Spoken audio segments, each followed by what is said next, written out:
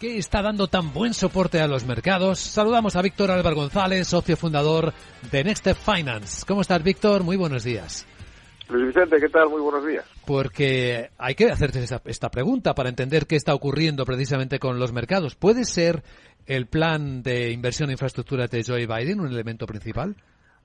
No te quepa la menor duda. Yo no sé muy bien por qué nos habla mucho de ello y por qué nos habla sobre todo aquí, en España y en los medios españoles y en el mercado español, pero al final en los mercados se mueven por unas cuantas fuerzas fundamentales. Es difícil lógicamente identificarlas, son pocas y son cambiantes, pero es que al final es un tema muy centrado, pues unas veces es en los tipos de interés, otras veces la política de la Reserva Federal norteamericana, desgraciadamente puede ser un virus, como hemos visto, pero siempre son unos elementos muy potentes los que son dos o tres, que son los que mueven o suponen el 80%, el 90% del movimiento que tiene el mercado, sea al alza o a la baja. Y en cada momento son de un tipo, unos se mantienen, otros coinciden.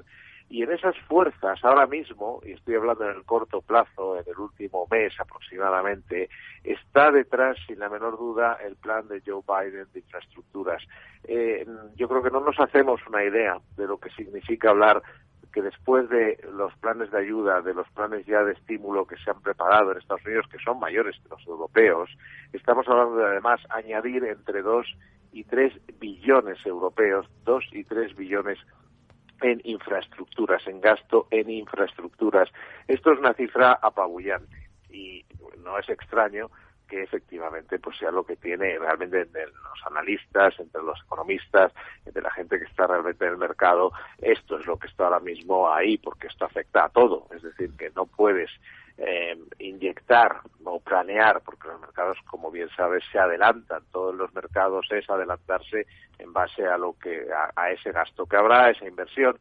Claro, cuando tú te planteas que en los próximos años Norteamérica se va a gastar entre 2 y 3 billones en mejorar sus infraestructuras, pues eso afecta ya a todo y eso va a unos sectores y a otros no, afecta a la inflación, en fin, el nivel de consecuencias que tiene es enorme y solo se puede entender las tendencias actuales, las megatendencias, lo que ocurra con los bonos, lo que ocurre con los bonos y ocurra lo que pasa con la bolsa si nos ponemos en ese contexto. Efectivamente, aunque no olvidemos que ese plan de inversiones en infraestructuras trae consigo una subida de impuestos. ¿Y qué efecto puede tener esto en la economía de Estados Unidos? Aunque bueno, ya hemos visto que hay algunos senadores que no están muy conformes con eso de subir el impuesto de sociedades del 21 al 28, como quería Biden.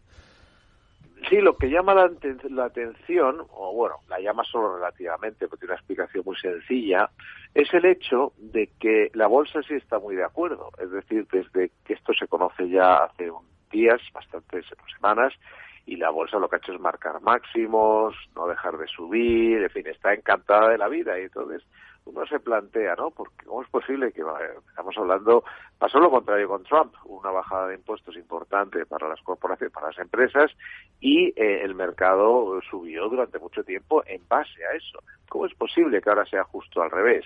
Bueno, pues es muy sencillo, porque lo que trae el plan de infraestructuras en cuanto a volumen de facturación, en cuanto a negocio, digamos, compensa sobradamente el impacto que pueda tener en impuestos, o por lo menos eso piensa el mercado y eso creo yo también yo. Y es una postura inteligente, porque pensemos, es que subir los impuestos no debe ser como es aquí, que se suben siempre porque sí, es decir, se suben, pero realmente no se hace nada para generar o para beneficiar a las empresas para que las subidas vayan acompañadas de cosas que les permitan generar dinero, generar empleo, etcétera. Bueno, pues yo creo que sí está bien planteado en este sentido, pero las consecuencias además de este plan van mucho más allá de unos impuestos. Van, por ejemplo, y afecta muchísimo al tema de la inflación. ¿Cómo no va a haber por lo menos un repunte de la inflación si se van a emplear esas cantidades de dinero encima, además, de todo lo que ha habido de inyecciones de liquidez, que es que la masa monetaria, digamos, el dinero en manos del público en Estados Unidos actualmente es el mayor de la historia. Mucho está debajo del colchón, otro está en el mercado, mucho todavía no se consume, pero está ahí. Y encima se va a añadir, para entendernos en los próximos años, todo ese plan de infraestructuras del que estamos hablando. Por lo tanto, estamos hablando de consecuencias de todo tipo que afectan a la renta fija negativamente en este caso, afectan a las bolsas, afectan sectorialmente, imagínate, infraestructuras, ¿cuáles? Ecología, fibra óptica, en fin, el 5G, todo esto, digamos, en fin, daría para mucho, pero ahí son muchas variadas y los impuestos son solo una parte que yo creo que queda compensada por la mejora de la cifra de negocios que van a tener muchas empresas, muchas compañías norteamericanas. Y ya que citas a la renta fija, Víctor, y en clave pensando en la mente del inversor que utiliza fondos de inversión, ¿esto no dejaría en un lugar un poco aparte a la renta fija corporativa? En general, todo este proceso en el cual lo que se quiere es meterle gas a la economía, que viene de muy atrás, viene desde las desde las bajadas de tipos de interés, desde la compra masiva de bonos, desde la inyección de liquidez para la economía, en el medio plazo lo que implica, y no te quiero decir ya con este plan, lo que implica básicamente es eso, meter gas a la economía, y eso en principio, y yo creo que al final, supone que tiene que aumentar en algún nivel la inflación. La duda está en cuánto.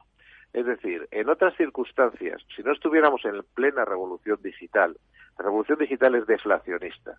La revolución digital es muy difícil en un mundo digital subir precios, porque cualquiera te monta una empresa competidora en unos meses, porque no hace falta grandes oficinas ni grandes fábricas, etcétera.